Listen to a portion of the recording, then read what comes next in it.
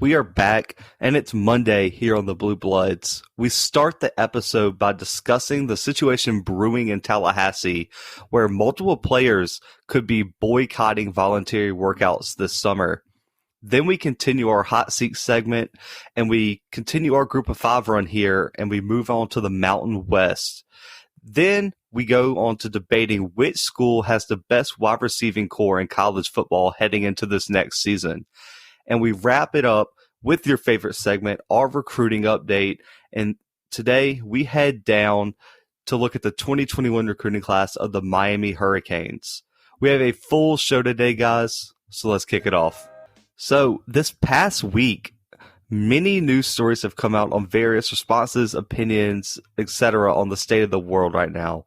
But Deshaun Reed of The Athletic reported that Mike Norvell, current Florida State head coach, former Memphis head coach, said that he had open communications and individual conversations with each player of the Seminoles about the current events surrounding our country.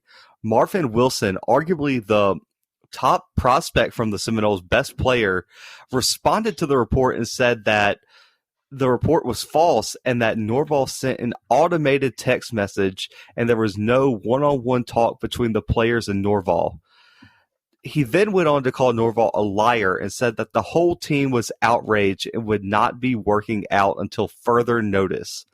So, Brandon, this is a tough time for the country as a whole, but what do you think about, Norvell right now, and what could we see be done by Florida State and their players, and how could this affect them early in the season?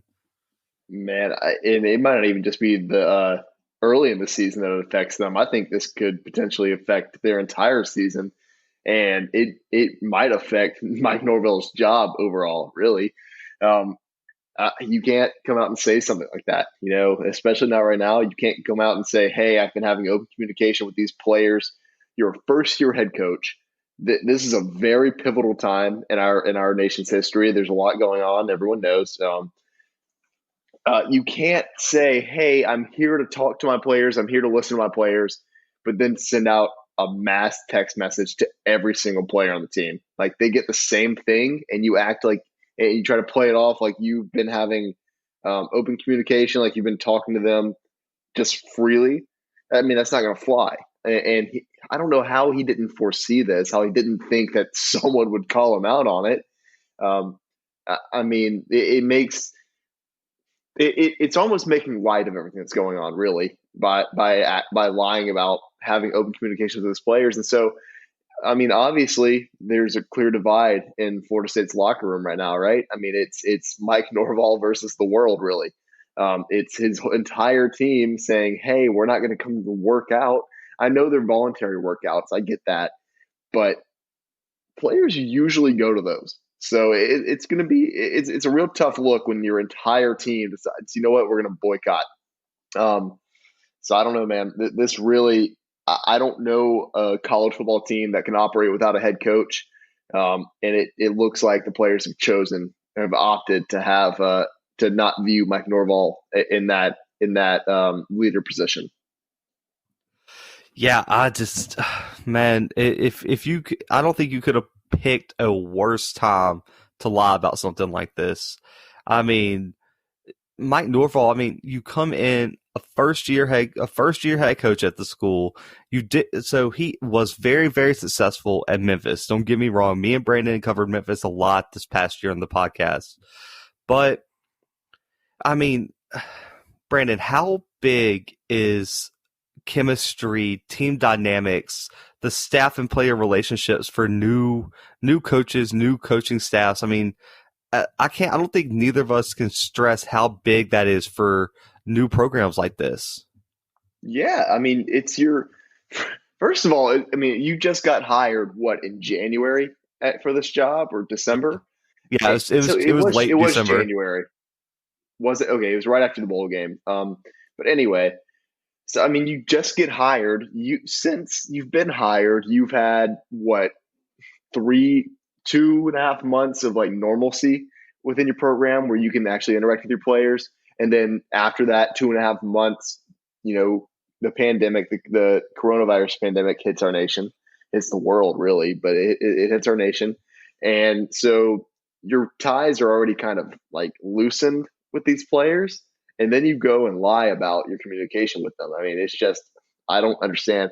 I I respect what these players are doing 100%. I don't think you can respect a head coach that wants to lie about what it's about his players, right? Okay, so what I think happened, okay, personally, I'm going to make a broad claim here. I really think he sent out this automated text message where they changed like the players' names, and it said the same thing.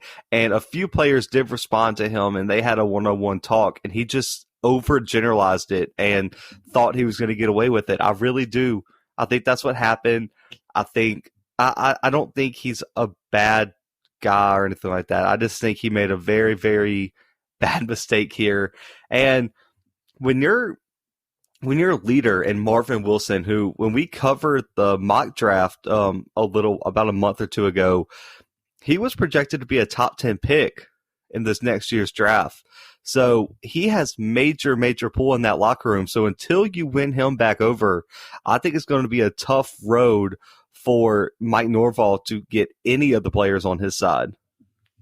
Yeah, absolutely. You couldn't have phrased that any better. It's, I think what he was doing or what he was trying to do, like he didn't have like bad intentions. And obviously I don't know, so like don't quote me on this. I don't think he had poor intentions for this. I think he was legitimately trying to reach out to his players. But to say that you're having individual conversations with them when you're not is just, I mean, that's inexcusable. Yeah, and then so this is the second first year head coach at a program that has lost their trust of their players. Mike Leach made a racially insensitive tweet as well and lost a lot of his players.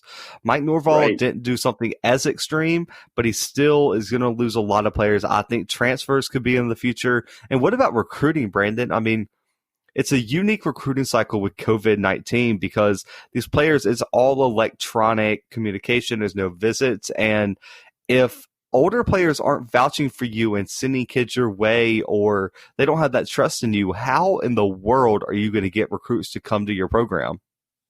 Yeah, I mean, you're absolutely right. You're not going to.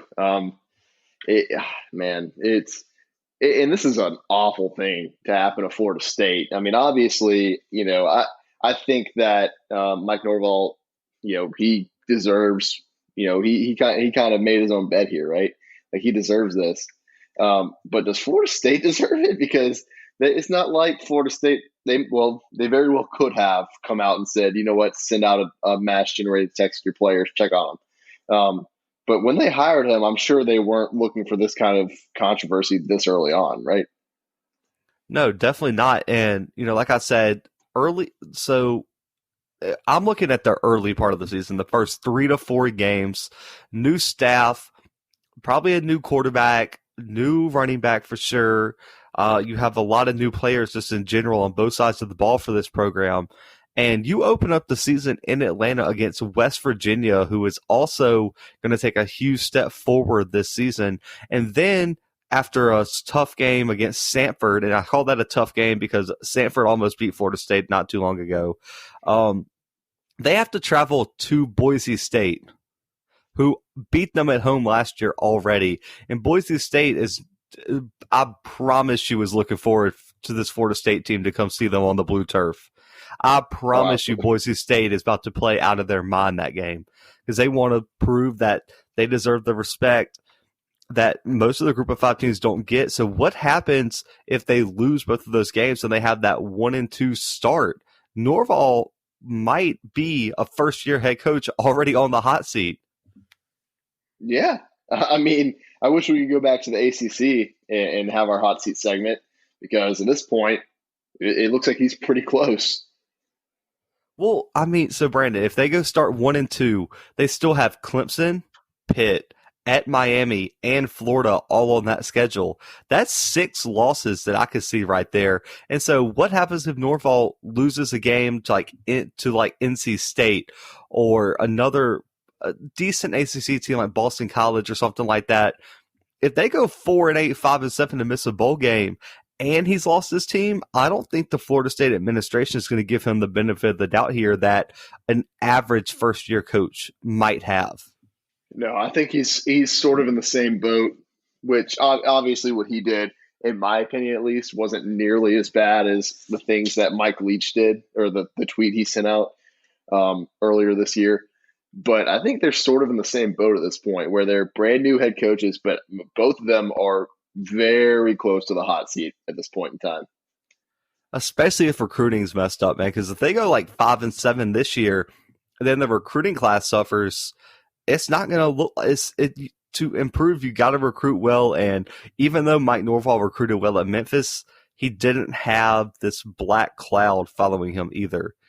So I really think he made a giant mistake here. And you know, I forgot who I said even said it. Oh yeah, so Sean Reed of The Athletic is a known valid reporter. So I don't think he's already came back out and said, I promise you I didn't misquote this guy. He even sent a screenshot of his notes from the interview.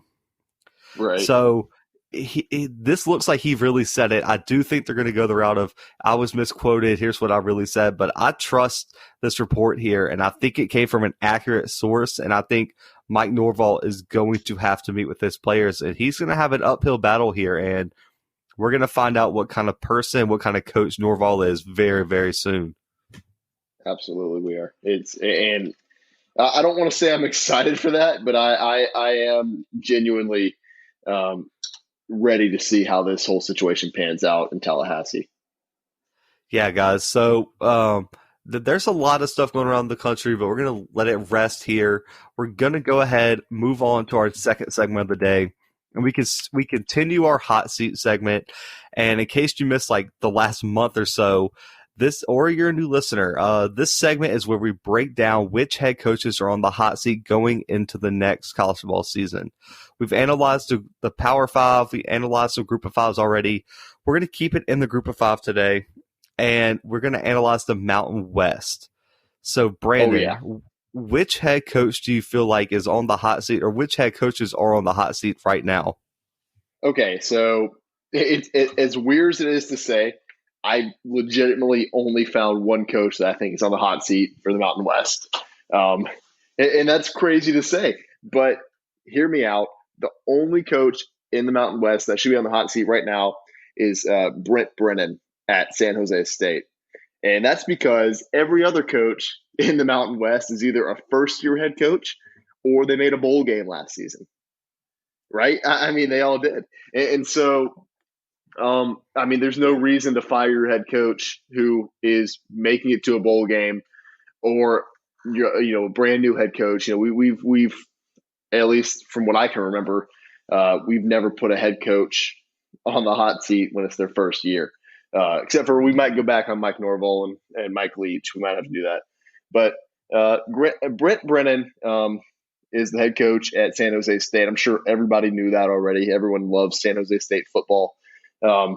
This past season, he ended up what did he go? He went 5-7, which is pretty good for San Jose State. But if I had to put anybody in the hot seat, it had to be him. It's only because his overall record is 8-29 at San Jose State. It is his first head coaching gig. This past season, when he went 5-7, was an obvious upturn from his previous seasons going 4-8, 2-11, 1-11. So, yeah, there's been a recent upswing, but still, I guess he's only on my hot seat because of his overall record. I can't say this past season has made me want to put him on the hot seat. I think he actually far exceeded expectations last season. San Jose State isn't a team that is just consistently going to make it to a bowl game. I think people have come to accept that. But if anyone's on the hot seat in this conference, it's Britt Brennan.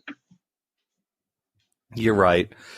And, this conference, for me, I think you got already covered. It was the hardest to do. There are 6 new coaches in this conference, which is over half this conference. And right, like Brandon said, there's other coaches that are like Brian Harden at Boise State, where he's not going anywhere unless he takes another job. So this left us very, very few options. And Brandon, I picked 2 coaches, but My first Oh, one is Britt Brennan at San Jose State. And like you said, this past season was the best season at this program since 2015. yeah. And Upswing. but breaking down the schedule, they benefited from a few things. They had games such as Northern Colorado, which is really, really hard to lose against. They also faced teams like Arkansas, who were losing their head coach and were unmotivated the entire year. And they, for some reason, close games swung their way. So a 1-point win over Fresno State, a 1-possession win over Army. But 5 of Brennan's 8 wins came last year. That's not a good look, and it kind of inflated his record a little bit. But looking at next season, I think this program gets exposed, Brandon. I don't know if you've looked at their future schedule, but 3 of their first 4 games are on the road against teams that made or won bowl games last year. Okay, not good. They play at Central Michigan, they play at Penn State, and then at Boise State. Those to me not good. Those are 3 surefire losses to me. And yeah, for sure. And the schedule is still one that includes games against Air Force, San Diego State, UConn, and Hawaii. I think they lose those games as well. I believe it's on the island, if I'm not mistaken. They're done for it. And so that's 7 guaranteed losses, in my opinion. And games against Fresno State and Nevada are not going to be easy give me wins. And so if he goes if he wins less than 5 games next season, I think it should end his time in San Jose. And I think Brennan, you said they don't make a bowl game a lot. I think he needs to make a bowl game this year to really keep his job, in my opinion. I think he's had enough time to get the program to where he wants it, and he made a jump last year. The last jump he needs is to make a bowl game. And if he's not going this year, if he doesn't make a bowl game, he has to be going next year, right? You would think so, but I'm going to stick to my guns here and say that it's San Jose State. They're not a team that's so different teams have different expectations, obviously, right? I mean, if you're a team, like Alabama, if you aren't consistently in the top 10 every year, you're probably getting fired as a head coach, right? Unless you're Nick Saban. Nick Saban's never getting fired. But if you're San Jose State, if you go 5-7, that's pretty good, considering that you over the past 2 seasons your combined record is 3-22. So I think 5-7 is a serious upturn, and I honestly think I don't even know if he gets fired if he only wins 4 games this season. Like, it's that I don't know. I can't see him getting fired just because he doesn't make a bowl game. I don't know. I think he has to take that next step. I really do. But Brandon, I'm going to move on to this next guy. It's a first. It's controversial. Since we started this segment, neither of us has ever picked a coach that was a first-year head coach, but there's a first time for everything on the Bluebloods, Brandon. And okay. I am picking Steve. I don't even know how to say his last name. Is it Adazio? I'm gonna say Adazio. He's coaching Colorado State for the first season. So let me break this down for you, Brandon. I'll let you give me your thoughts here. He comes from Boston College after a long tenure there, and he failed to succeed in one of the weakest Power 5 conferences in the country. Oh, that's kind of rude. Is it a fact? Is it a fact? I don't know if it's a fact. I feel like that's more of an opinion. Okay, if you take Clemson out, who you got? I mean, I still believe like it's an opinion. I don't think that if you take Clemson out, it changes an opinion to a fact. I'm sorry. This is ridiculous. But he consistently had decent players. Boston College is not a weak program by any means. And he had opportunities. The number 2 position was always open in the ACC. Florida State's been down. Virginia Tech have been inconsistent. Duke's been inconsistent. Pitt's been inconsistent. He never delivered an ACC championship or even competed for one, really. And there seemed to be a mediocrity just standard with him. And I think Colorado State has a major potential to be successful. In 2014, they won 10 games, and then it just kind of went downhill from there. I think Bobo outstayed his welcome. And This schedule is brutal this year. And I see nine guaranteed losses on this schedule. Do you? I see them losing to Colorado because Mel Tucker left a very, very good system in Colorado. I think they're going to be a lot better. I think Oregon State is on the upswing. They have to travel to Oregon State. They have to travel to Vandy. This is one of the only wins I see on Vandy's schedule.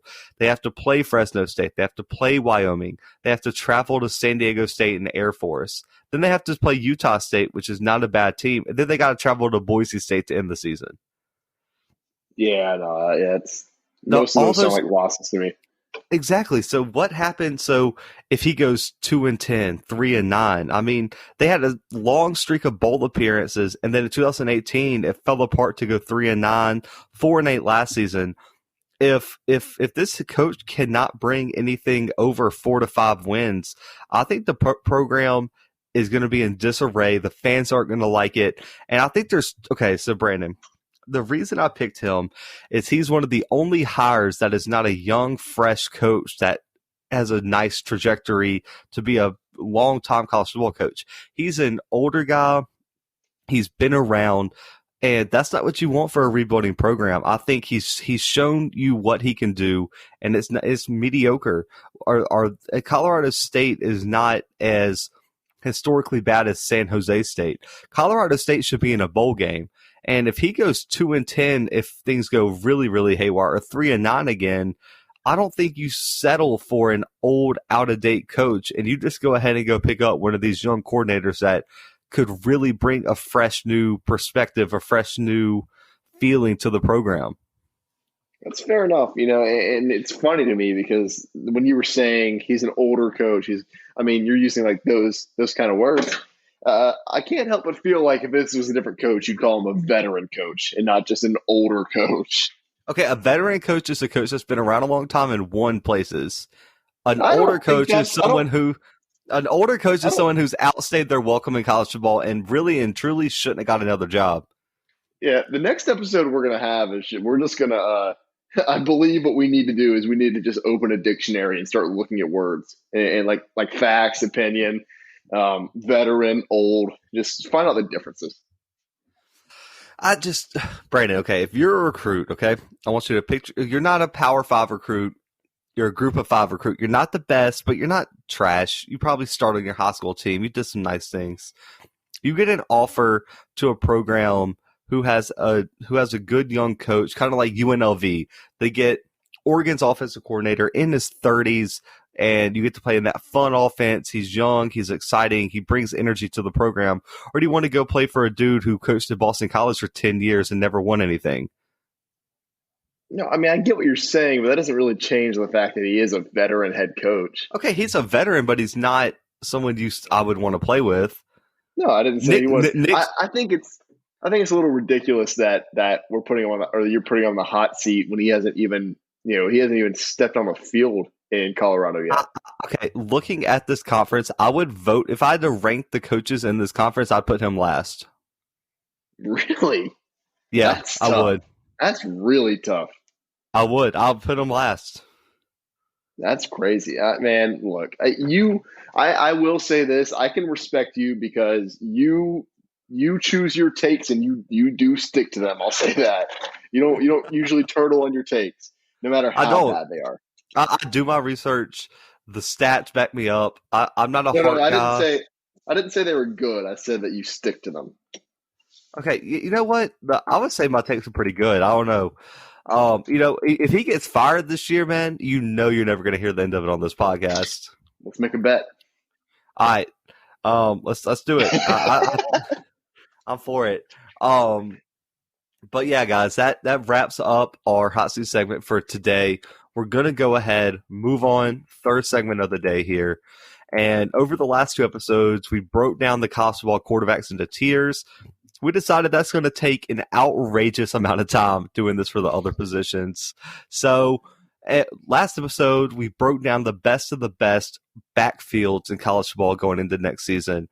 And in case you missed that episode, Brandon and I will be picking 2 programs that we think have the best positional unit for the next season. Today, we moved we move and break down best wide receiver rooms in the country. So, Brandon, who is your first pick for the best wide receiver room in the country? You love putting me on the spot. I know you Okay. do. You want me to go first? I'll go first here if you want me I would to. love for you to go first, but Okay. I've already got my. No, you know what? No. I'll go first. I'm not going to back down from this. This is a challenge, and I'm probably gonna get slaughtered for this one, but I'm gonna go with my first pick. How do you choose a wide receiver room as your number one that isn't the University of Alabama this upcoming season? Oh, I mean, they were not my first pick, but go ahead. really? They were my second. They were my number two team. So I'll build with you off. I'll just go ahead and skip to my second team, and I'll All build off right. with you here. Let's talk about it. I mean, they have a wide receiver. His name's Devontae Smith. Ever heard of him? They have another one. His name is Jalen Waddell. Ever heard of him? And I honestly think, I mean, they have others. It's not like they're just leaning up. Well, they will be leaning on those two more than likely. But I mean, they have other wide receivers like Tyrell Shavers. He's a redshirt junior. Xavier Williams, a sophomore. Um, John Mechie the third, Trayshawn Holden, Jadarius Townsend. I mean, the list goes on and on and on, and I could go on forever if you'd want me to, but I don't need to because you've already heard those first two names. You've heard Jalen Waddle, who is, I mean, we can't. Is he the fastest man on the planet? Maybe. And Devontae Smith, we already know he was just playing rock, paper, scissors to see what route he would run on the field this past season. We know how good Alabama's wide receivers are. We saw what kind of star they made Mac Jones look like last season whenever he had to step in for Tua. He even made Talia look like a star whenever he stepped in because they are that good. I don't think this legacy leaves simply because Jerry Jeudy and Henry Ruggs are gone at Alabama. I think it continues on. This I don't even know what to call it. Alabama is going to leave the college football world. When we look back at the history, we're going to look at this run from the 2000s to the 2010s to the 2020s, late 2000s anyway, as a generation where Alabama football, I don't want to say conquered the wide receiver position, but they put out some stars. I mean, okay, so the reason I think is an obvious second choice for me. I think they're very, very strong at the top. Devontae Smith, Jalen Waddle. Smith's had over 2,100 yards and 23 touchdowns in his career, and he hasn't even been the number one target. And, I think this year he's going to be the number one target, and I think he's going to be in for a huge jump in production.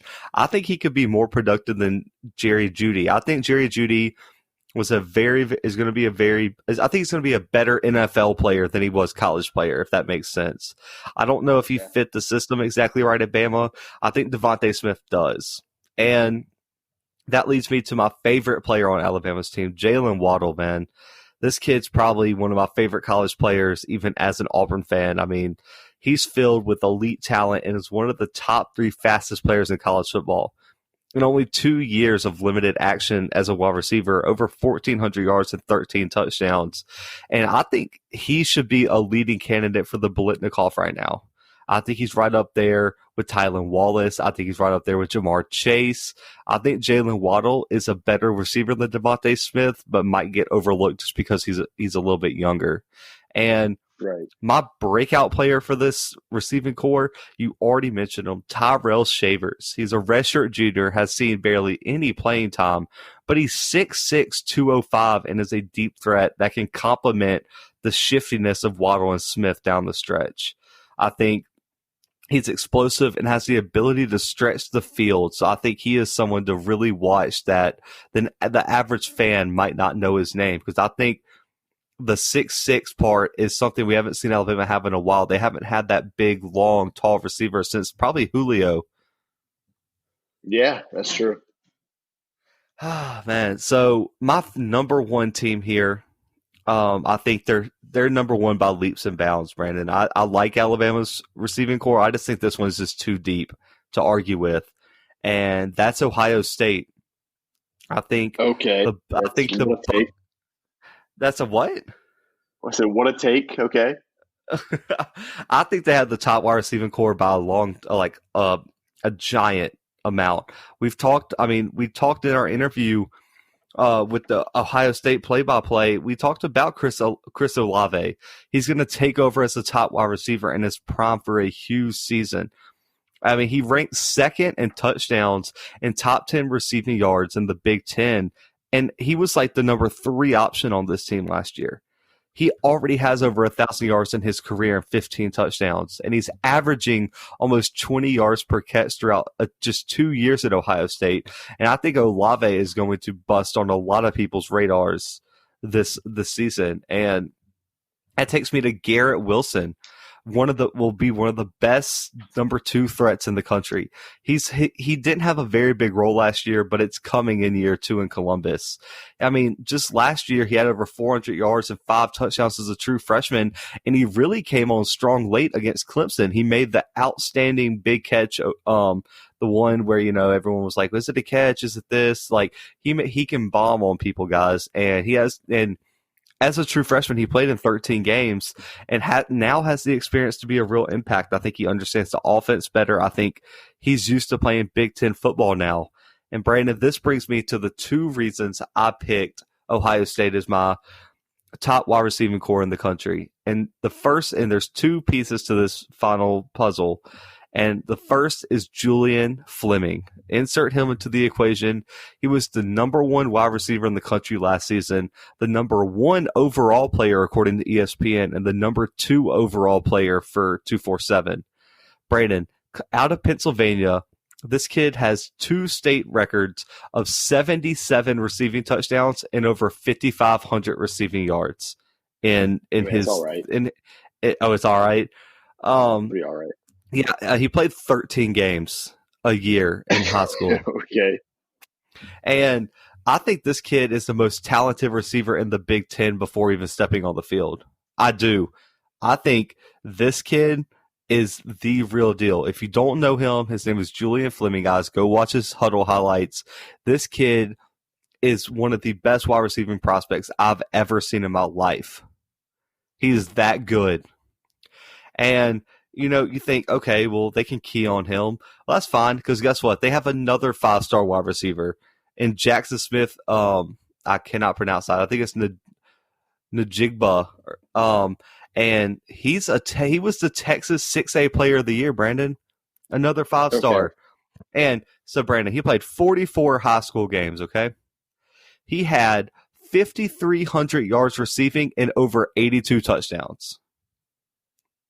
I mean, yeah, I hear you, and I understand he's very good. But that's almost 2 touchdowns a game every single year. Almost 2 touchdowns a game for his whole career. And last season, in only 13 games, Brandon, he caught 104 passes for over 2,000 yards and 35 touchdowns. I mean, it's all right. That's like 2.4 touchdowns per game. You're getting so mad. I love it. and the reason I picked them, if you're a defense, so Alabama has 2 stars, right? Alabama doesn't have another 5-star on the roster. They have a bunch of guys who are developmental prospects who are unproven.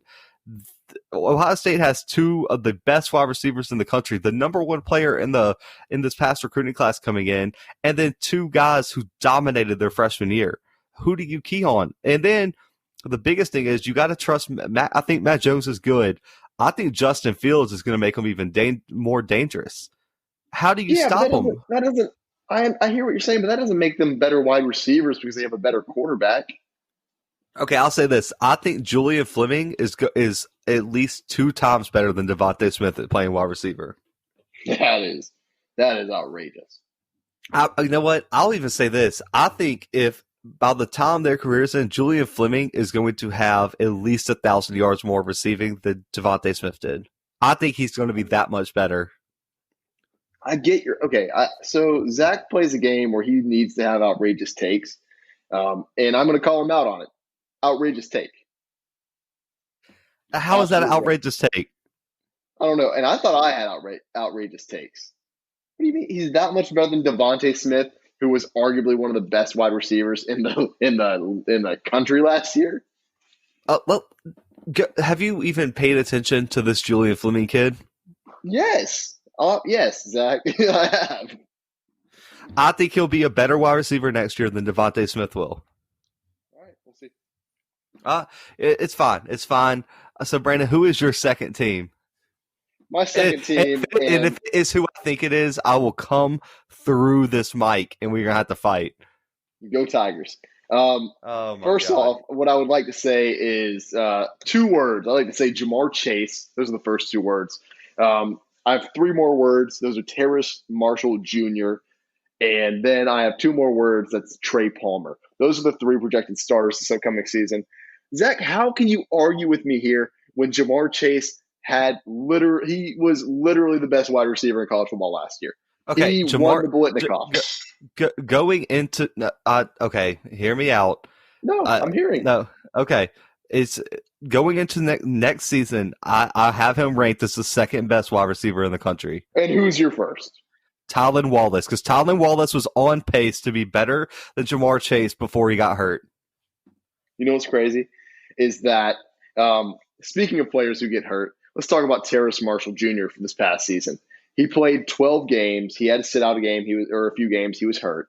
And guess what his stats were, Zach? He still had nearly 700 yards receiving. He still had 13 receiving touchdowns. So, I mean, I'm just backing this up.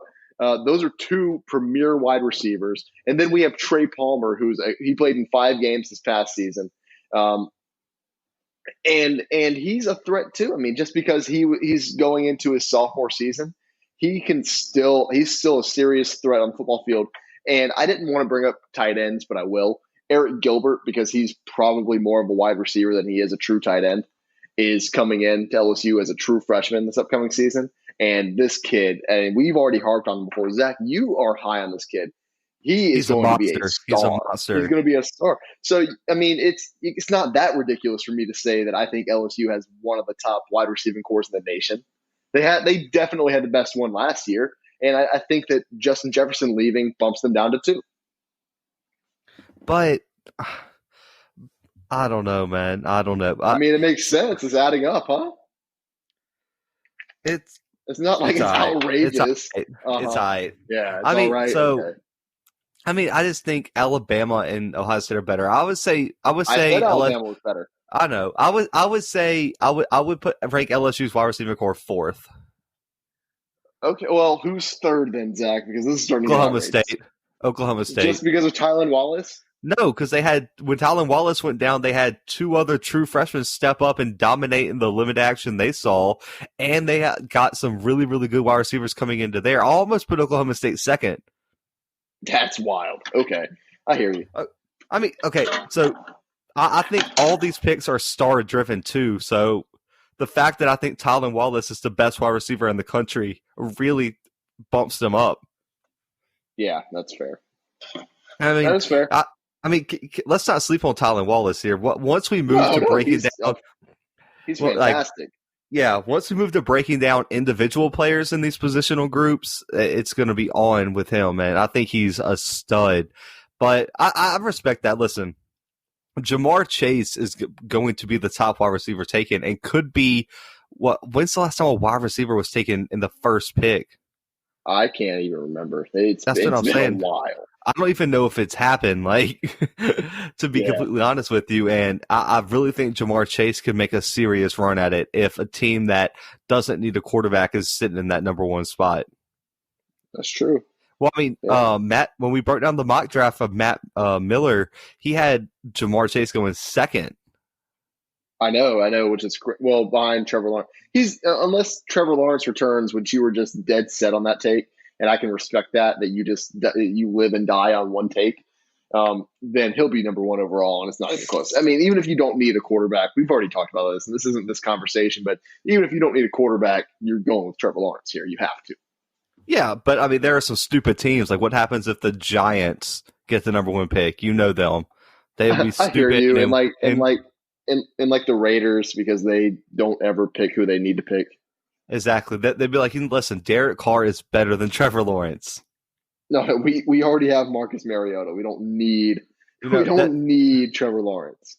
You see, someone's gonna get this episode and crop and isolate that quote that like audio bit, and we're gonna be exiled from the sports podcasting world. Yeah, no, we're gonna get blackballed. But guys, we're gonna put these up for votes on social media. Who has the best wide receiving core in the country? Is it LSU? Is it Alabama? Is it Ohio State? You guys can let us know when we put those up. We're gonna move on. Last topic of the day, guys. As we usually do, we end the show with an exclusive recruiting update. Check out all our most recent episodes to catch up on updates from around the country, maybe your favorite teams included. But today, we head down to Miami Beach, guys, to analyze the Miami Hurricanes 2021 recruiting class. They're trying to follow up a top 15 class from last season, and Manny Diaz is bringing in some great talent to hopefully bring back the old U. And this class right now is loaded with 5 top 300 recruits, and the Hurricanes still have multiple spots in the class open. So the work is not done on this trail. And so, Brandon, what is your take on this class, and what do you see for Miami in the future? I mean, you can't argue with the 12th national ranked class in the country. I understand they have 15 commits at this point in time, which obviously will boost their numbers a little bit. But I mean, the recruits they have are solid. You know, they have.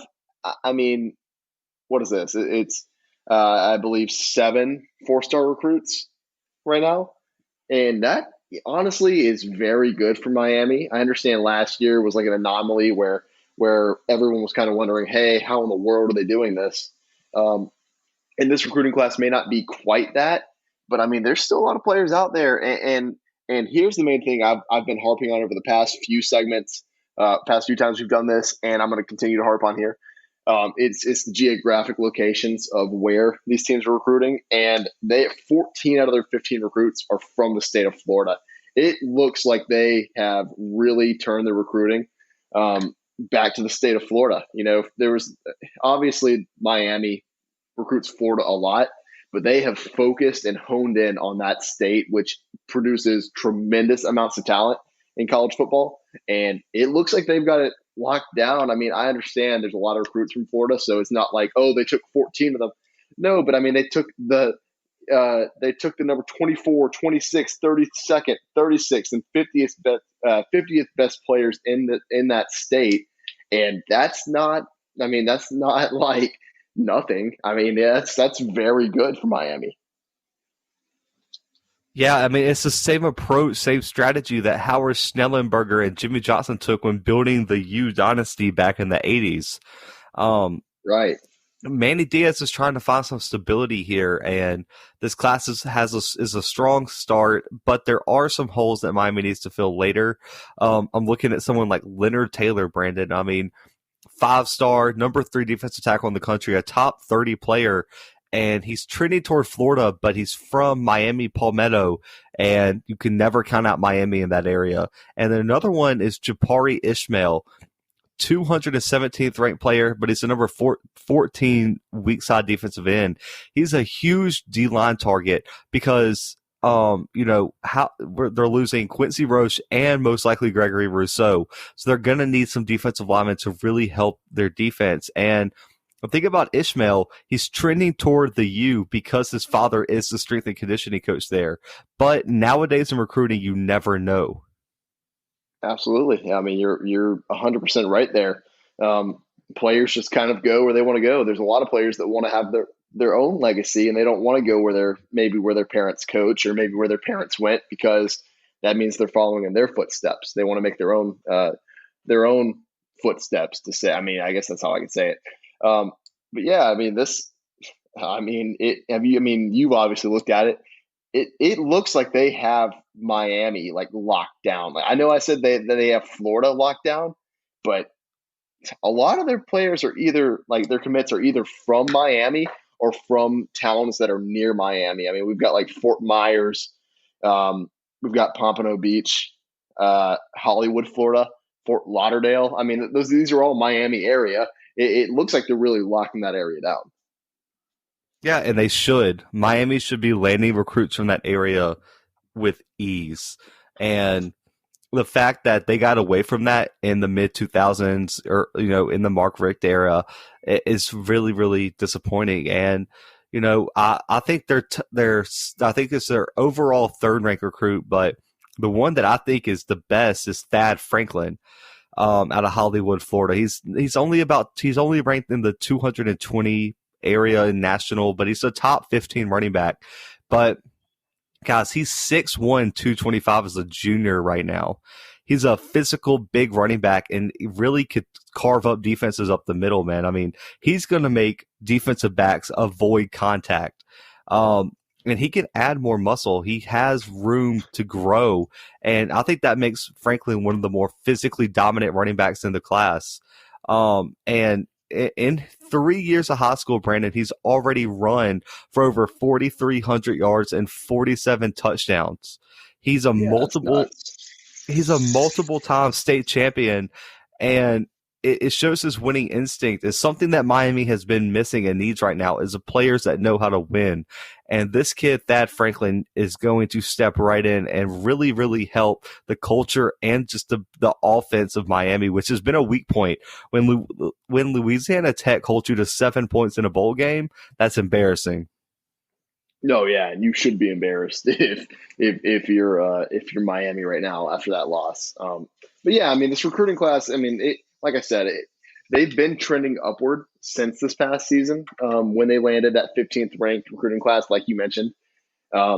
Obviously, their D-line is looking stout right now, but they're losing those players, like you said, and so they need someone to step up here. And it looks like, I mean, they've got. I believe they have like 2 defensive tackles right now. I don't see any defensive ends, so they really need to probably step up in that area. But Manny Diaz must be doing something right now, to be able to have Miami in this sort of contention that they haven't been in for years. It's been a long time, and speaking about defensive line, I usually highlight the top prospects, but I'm going to go ahead and give you my overlooked prospect, and that's Alan Hay. He's 817th ranked overall recruit. He's a top 50 defensive tackle, which give or take what you say, I mean, that's still pretty good, guys. He's a teammate of Thad Franklin. He's out of Hollywood, Florida, and Brandon, he's only played football since 10th grade. You love those storylines for these players. No, recently started playing football. You love them. He grew up playing soccer and basketball, and Brandon, this is why I love it. I mean, this kid in his second year of football had 68 tackles and 6 sacks as an interior defensive lineman.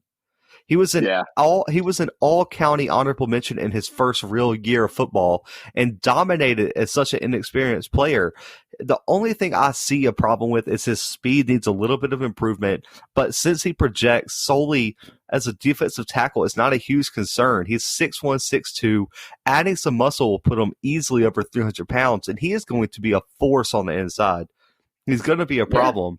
And when this kid develops and when he learns and develops his game further, it's going to make a problem late in his career. I think he redshirts his first year, but listen to this name, Alan Hay. You will know his name soon. He's going to be the next great Miami defensive lineman, even though he's barely in the top 1,000 of prospects this class. Yeah, Zach needs to be like a scout because and I'm not even I like to make fun of you a lot. I'm not even making fun of you right now. You seriously, you have like a pretty good eye. When you say players are going to be good, they typically do turn out well. As much as I like to make fun of you about it. So yeah, just watch out for this kid's name. If you need to like make some money or something, like bet on him, like his Heisman props or whatever. Zach probably might know what he's talking about. We're not sure. In Hollywood, Florida, man, there's some kids that come out of there. That is a hotbed of football talent, guys. When I see Hollywood, Florida next to someone's name, I'm like, oh, he could probably ball. He can ball. He can probably ball. Oh, man. Okay. But we always break down the top prospect in this class. And this is the first time, okay, I'm going to be a little critical here, guys. This is the first time the top recruit in the class we've covered is a developmental prospect, in my opinion. I think the top recruit in this class is Lawrence Seymour. He's a top I think he's a top 160 overall recruit, the number 9 offensive guard in the country. But I think he's a developmental prospect, man. I mean, his height's only 6'1". That's a major concern. So he'll probably have to stick at guard or center because of his height. But his speed, man, he's almost at a 5'6", and that's a real concern for me because guards tend to be a little bit on the faster side, and 5'6" is really, really slow. But that's still a 40-yard dash. Let's look at his shuttle for a second, and it's going to reaffirm what you're saying. But the shuttle run's really what you need when we're looking at like pure quickness, like you would need a no-line position like guard. And he runs a 4.9, which not great. Really not great. It's not good when people are running their 40-yard dashes faster than you're running your shuttle run. Yeah, that's what I'm saying, man. It's not like I'm talking about like skill positions or anything. I'm talking about like other offensive linemen are running faster than this sometimes. Like that's bad. Yeah, he's got to work on his quickness, his speed. That's major concerns for me. But he makes these weaknesses up with his physicality, but he does have it might sound like he lacks in athleticism because of his shuttle and 40. He really is an athlete. He's a unique blocker. He can make every block. He gets to the second level very, very well. And his physicality is what stands out to me, man. I mean, this guy, if he sees you just as you know, our coach Coach French would say, lollygagging across the field, he will knock you out, man. I mean, this dude looks for the pancake. He looks for the big hits, and I like his aggression. And he does have longer arms for his height, and I think he'll be fine blocking. I would just like to see when he gets to campus, take a redshirt year, take a year of development, and maybe as a sophomore, junior, he could be ready to start because I think he does have the potential to be a staple in this Hurricanes offensive line. Yeah, man, I definitely hear you out, and I think you're absolutely right there. Also, I don't love that their top recruit is this. I mean, you already mentioned that, so I won't harp on that too much. But I think they've got some work to do on the recruiting trail. I mean, their top player right now is 158 in the country, and that's as Miami. I feel like Miami needs to be working a little bit harder to get recruits. I mean, especially like skill positions they really need. And I understand they need to build that offensive line there, which they've done a great job of. I mean, if that's what you're trying to do, they've got this guard and they've got another 4-star tackle and a 4-star tight end. So then they have a 3-star center who's, I don't want to say like super close to being a 4-star, but he's close enough. So yeah, I mean, they're focusing on the O-line, but I would love to see Miami focus a little bit more to get more highly touted recruits. Yeah, and a lot of these, there are some highly touted recruits that have committed, but a lot of them seem like they're going to wait. And I think that's the move here, especially with COVID. Let's wait to take these visits. Let's wait and see what's going on. And you never know. I mean, I really think a lot of these recruits are going to either decommit or wait. And so Miami has some time. They have a lot of developmental talent. They have a lot of overlooked talent. So I think this class is one that should finish in the top 15, maybe the top 20, but it's going to be a class where if the coaches do what they're supposed to and develop talent, this class is going to be, when I know the Athletic and ESPN do this thing where they go back and re-rank recruiting classes based on development. This class is going to be one of those classes where it's going to pop up in the top 10, top 5, and it's going to be like, well, these kids were just overlooked in high school, and I really see that coming out of this class. Yeah, I can definitely see that too. But guys, that is a wrap on this episode. We'll be back later this week. We got the Audible finally, episode 2 coming out on Wednesday. We'll be live streaming. It'll be live on YouTube. It'll be live on Twitch, Facebook, Periscope, all that good stuff. We'll make an announcement on social media about it. So please join us. Send us your questions on Instagram, Facebook, Twitter, wherever, or just join us on the live stream. Check us out. Ask your questions live. We're answering everyone's questions. So let us know what you want to talk about. This episode is for you. It'll be available on YouTube even after the live stream. So go back and check it out later. We'll be back with episode Friday as well. We got big things in the works, guys. But Instagram at the __ Bluebloods, Twitter at the __ Bluebloods, Facebook at the Bluebloods Pod. You know the deal there. Rate, subscribe, listen to the podcast wherever you listen, man. Tell your friends, family, everyone. Spread the word. Merch coming soon. A big announcement's coming soon. All that good stuff. You guys keep listening. Keep subscribing. You know how that works. But right now, we out.